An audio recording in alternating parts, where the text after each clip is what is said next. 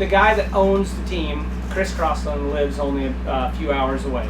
And so it was through another friend that said, this guy wants to maybe start a team, and it all got started. And it's been a long dream of mine to have the race team based out of Oklahoma.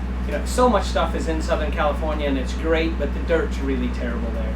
So if we could get a team based out of Oklahoma with the good dirt we've got, that would be a fantastic thing. But that being said, if we go to the next level, we're probably going to have to move to California. It's where everybody does their testing. It's where all the Japanese come in with their prototype stuff, and so and the industry is basically all out there. So that the next step is a little bit frightful for me, because I might have to step down and say, I've done this. I've lived out of a suitcase for 13 years, running all the nationals, or more than that actually. But anyway, but living out of a suitcase and being away from home. Now I've got a 9-year-old daughter turning 10. It's not the time for me to be gone. So if I can't do it based out of Oklahoma, and I want the team to go, so it's a double-edged sword. You want it to grow and you want the bigger sponsors, but at the same time I need to be home more. So, but it's been a challenge this year. I haven't ever had the full management role, and I started off real timid,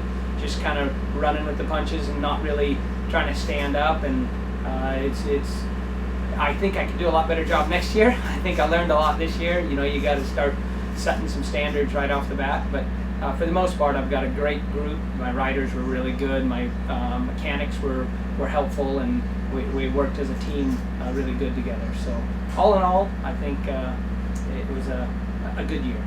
So has pro racing changed much from when you raced to now? Or are there other things that are so much in every aspect? It's what we wanted. I know in the 80s we all dreamed of it being this big, where there's semis. It's like we always based off of what NASCAR looked like and stuff. And so yes, this is what we wanted. But along with that, we've bottle fed the riders from 4 or 5 years old all the way up. And that becomes an issue. Riders can't ride on a stock bike. Their practice bike has to be a race bike, almost identical to what they're racing.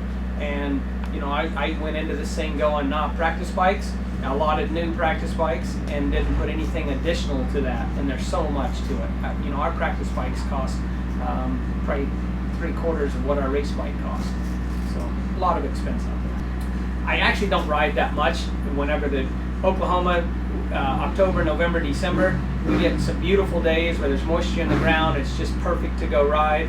I just like to go out there and put in some laps. My track, though, doesn't get rough and rutted like this. I've got good dirt. So when it's like this, I'm tired in the lap.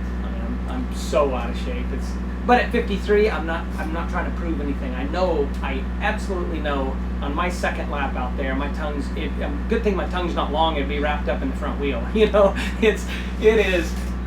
It's just one of those things where it is what it is. I'm 53.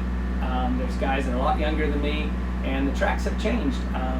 I personally would like to see a little dust fly up and some hard pack stuff, and they rip it and till it and bring in all the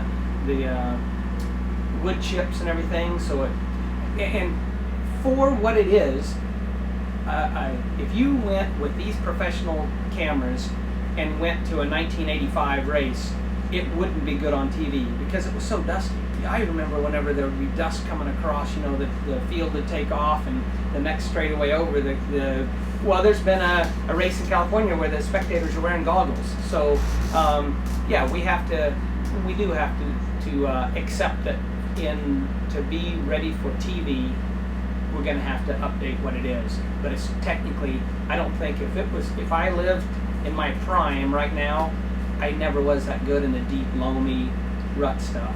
Jumps weren't a problem, but the jumps now, I go out and jump them and land in the ruts, and I go, gee, I went off the track several times out there. So